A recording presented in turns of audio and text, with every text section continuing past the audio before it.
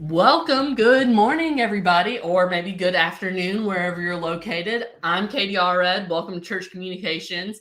And I'm excited to be joined this morning by Justin Funk from Bulletin. So, Good Justin, morning. why don't you tell the people who you are, where you are, and what Bulletin is? Yeah, so my name is Justin Funk. I am the co-founder of Bulletin, among other things. I'm a father and a worship leader, help church planted in a former life, and now I'm helping dedicating some of my time to this church communication platform called Bulletin, where we just try to help churches communicate easier to their congregation that is already deluged with tons of messaging. We're just trying to help simplify that. Awesome. Okay, so Bulletin, can you tell me a little bit about how it got started? Because I feel like we've had Bulletin in the group for a long time now. Yeah. So, Yeah. I think there's some awareness, but like, how exactly did it come about? Like, how did the idea come about? Yeah. So it came about when I was working with a small church plant, and the bulletin was just a paper bulletin. And I was looking at it and I was like, this isn't very good. Like, it doesn't present well. It doesn't make me feel like the church takes itself seriously and wants me to understand this information. So with a software engineering background, I kind of thought, I think I know a better way to do this. And so we created Bulletin. And what our platform does is it allows church administrators, secretaries, communication professionals to create their bulletin in a really professional, slick way and push it out over digital and print and Yeah. social media all at the same time. And this idea kind of snowballed from, well, we could do paper plus digital, we could do paper plus digital plus social, we could do Right. paper plus digital plus social plus email. And so it didn't start as a platform, but as we realized there's all these different channels, we kept Mhm. throwing things in to try to consolidate how people have to communicate with their congregation, and frankly where congregations are already reading their information. Right. Which is primarily online, right? Yeah, yeah, and on their email, on their phone, very the time that they spend reading their paper bulletin in their Sunday pew Is is, really limited to the 1 Sunday. hour, yeah, out of the 86,000 minutes in a week. Yeah, yeah. Okay, so the next question I have for you. So there's a lot of testimonials on your website about Mhm. how Bulletin played a significant role during COVID-19. Yeah. Maybe can you share more about how you pivoted or adapted your services during this time? Well, we didn't pivot as much as we became needed in a way that we weren't before, Yeah, because with a lot of churches shut down across America, they couldn't hand a paper bulletin. So we already had a way for churches to just send out a digital bulletin um, to their congregation that wasn't coming on Sunday morning. And so we had the right tool to meet the need of the church. So we met with a lot of churches, and a lot of churches onboarded to switch from a print to a digital bulletin, which our platform is designed to do both. But when you don't need the paper, you still get the digital, and so it was a really a lifeline for a lot of churches during that time. yeah. And you said you served at church plants and Mhm. as a worship leader. How do you feel like that transition goes from going from print to like online? It's it's complicated. So churches are families and multi-generational. Yes. And so as if you stood up on Sunday morning and say, "Hey, digital bulletin," there's a set of your congregation that's going to be like, "Oh, perfect. I'm on Facebook right now as we talk. Like, I'm Right. not paying attention to you, but that perked up my ears." And Yeah. then there's the people that are like, "No, let's not change anything. I've been Yeah. getting my paper bulletin for the last 70 years on Sunday morning. I'm not going to change." And so um, it's hard, and we don't want to minimize that transition. Like, if you're a new church plant in a young demographic, go digital from the start. But if you want Right. to make the switch, then what we encourage people to do is do both, do a print and digital. And then pretty soon you start realizing we're having a lot more paper bulletins left over. So we start Right. printing less, and then fewer and fewer until you don't need to print anymore. Or maybe Yeah. you go to maybe you go to monthly. Like a lot of churches do a monthly paper instead of weekly. Yeah, and I feel like that actually would help with a lot of things, honestly. Like I think going to like a monthly or even a quarterly Yeah, kind of bulletin or kind of like a schedule of events or something exactly. that comes Yeah, out for quarterly would actually serve the church maybe better long term than this weekly kind of creation and those weekly updates they can do online through their bulletin. exactly. Yeah, and people develop like blindness to the text that never changes in the They do. bulletin each week. And so, if you have the same announcement in there Yeah. every week for a year, people stop reading it. And, And and so, plus, if the majority of it, and I feel like the majority of most bulletins today, including the one my own at the church I go to, is primarily signing up, and yeah, most of the signups are done online, yeah, right? that's right. And a digital bulletin, you can just have a button, sign up Right, now, and tap everything it, and you're works in. together. Yep, Yeah, it makes exactly. it so Yep. much easier than having to like scan 5 QR codes that Yeah, cover all the QR codes, so you can only get the one QR code or whatever exactly. on the paper bulletin. Yeah, so but I know that there's still a lot of what I like to call marketing laggards Mhm. who don't like this, right? Or maybe are just not as technologically proficient. And Yeah. so, how do you balance the requirements of having a tech savvy users while still maintaining accessibility for these less tech savvy users? Yeah, and it's definitely not a slight on, my grandma. She Oh doesn't yeah, use her 100%. phone. Or Yeah, my mom, and it's who's not a probably bad watching this thing. right now. My mom's probably, she's like, I wouldn't know how to use that, but she would Yeah. learn. Yeah, And our goal is to just serve the congregation. So we're yeah, like a tool that church leaders use to serve their people and not try to change the habits of their people. So what our goal is, like the North Star that we're pointing at is for someone to come out of their staff meeting on Sunday yeah, morning, sit down, write in their 3 or 4 announcements, and then it just automatically updates their digital bulletin, their print yeah. bulletin, and they can hit publish, social medias, publish, and be Mhm. done in like 20 minutes. And instead of having to redo it, like we're not trying to make you redo your thing 3 or 4 times. Yeah. It's just supposed to all flow together. So I think too, once you that's one of the explain. things we hear the most about is like, oh, it's so much simpler to do all of them without having to duplicate the work.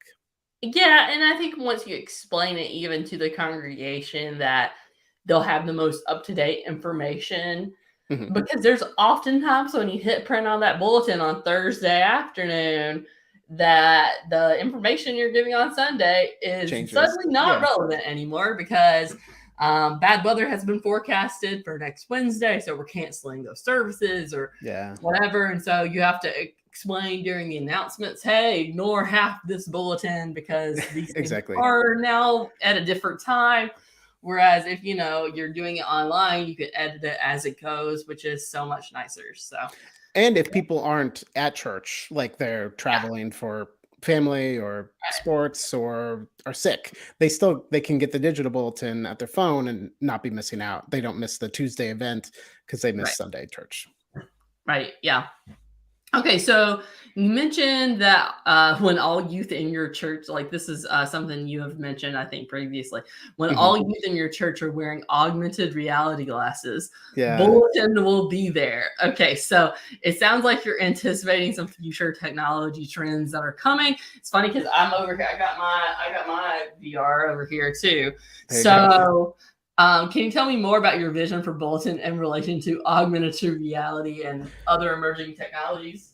Yeah, it kind of goes back to our original principle of be where your congregation is. Yeah, So you can have the best church app in the world, but if no one opens it, then you're just wasting your time. of Um, course. so when we wrote that, it was more of a joke than it is today that people were going to be in their Although AR you mocked glasses. up a version of it, which I thought was really fun. Yeah, well, it's not even a mock-up. It does so we anticipated that or we heard rumors that Apple was gonna release their Vision Pro, and so we made a AR version of a print bulletin, which we use on our platform that you can pull it up just on your computer or tablet and like make sure it presents how you want. But you can also send it out with your digital bulletin and see it in AR, which is fun.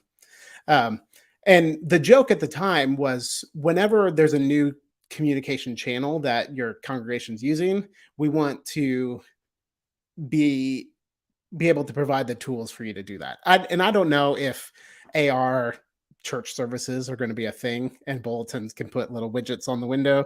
I mean, if that becomes a thing, we'll definitely explore it. But the idea is we're not going to lag behind. We're not going to be the next version of print bulletin that no one uses anymore. Right. Like we're going to keep meeting the needs of the congregation where they're going to be. That's what we're going to try to figure out. Yeah, and I think with Gen Z especially, we should keep up with where they're going and what they're doing. And so how do you feel like this, I would love to hear your opinion on how you feel like this offering compares to like having a church app or having, or your church website. Yeah, we were writing about this recently. I'm okay with, or I'm more than okay with. I'm a proponent of you adopting the communication strategy of your congregation.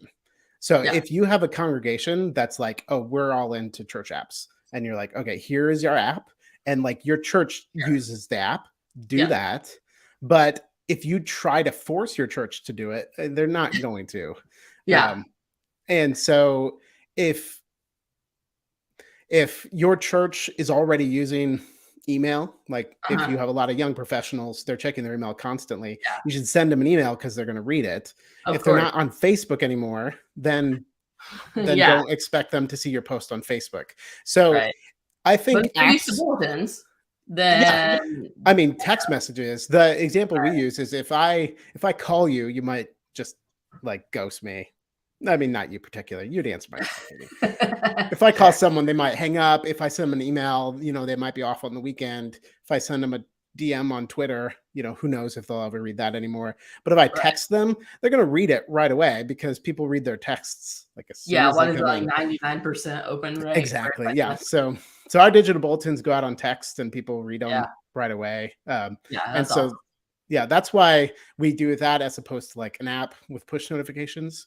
But if your church wants to use a church app and like they do use it, then use it. That's great. Yeah. I just don't think most do. I've been at a lot. I don't know that I've ever used a church app at my church. No, that's totally fair. I have also been, I wouldn't say like a hater by any means, but I've also been skeptical of church apps in the past. I think there are really great uses for them with very specific churches. I don't know that they work for all, but you know what? I think every church is very different. And I think that this solution and I think some just work differently for others. So yeah, it's a cultural thing. I mean, it's kind of what we encourage people to do with emails. We say like you get a lot of spam and junk email all the time. Right. But if your best friend emails you or your mom emails you, you open it and read it because it's not junk. And so if you write your church emails like you're selling, the newest line of shoes for the fall, people aren't going to read it. But if you send it like, hey, I'm your friend, your church leader, your pastor, I wanted to share this with you and write a note, people are going to read it. And the apps are the same way. If you put content in there that's like people want to consume, they'll open it up and read it. Okay, so if people want to get involved, I put a link down here and it's also in the comments as well for you can get a free for you done for you. Sorry. One of the hardest parts we've recognized is setting up that first time. Like you got to build your bulletin to look like you want. You got to put together the print bulletin to look like you want. And that's the hardest part. So for church communication audience, we're going to do it for you. So we send like some answers, like send us your PDF of your print bulletin. We'll set it all up and you can evaluate bulletin like without that hard first hump. Amazing. Okay. So if you want that offer, you can go to the use bulletin, bltn.com/church-communications. And there will be an offer for you for that. And that's really for our community. And I'm really excited to have that and excited to have Justin here. Justin, how can people connect with you online or learn more? Yeah, so they can visit our website, use BLTN.com. Our Yeah. links to social media are there. I'm in the church communication Facebook group. So Come join post us in the Facebook yeah, group. question there, tag us, and I'll Yeah. be happy to jump in and answer questions there. My Awesome. brother, who's co-founder, is in there too. And we have some other people So haunting the various y'all are places. the Funk brothers. Yes, yeah, we're twins That's actually. that's Mhm. insane. That's incredible. That's really Yeah. what this podcast should be about. Yeah, and honest, I mean, it honestly, he was in Turkey living. They were expats there, and this was how we like stayed in touch, and it was what we did together Oh, as fun. yeah, as brothers to have a project that kept us in touch, and it's been great.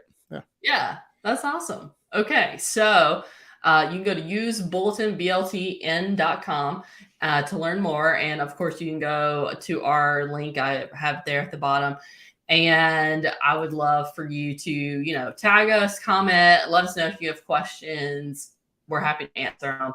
Thank you again, Justin. I appreciate it. Yeah, thanks, Katie. It was great to chat with you.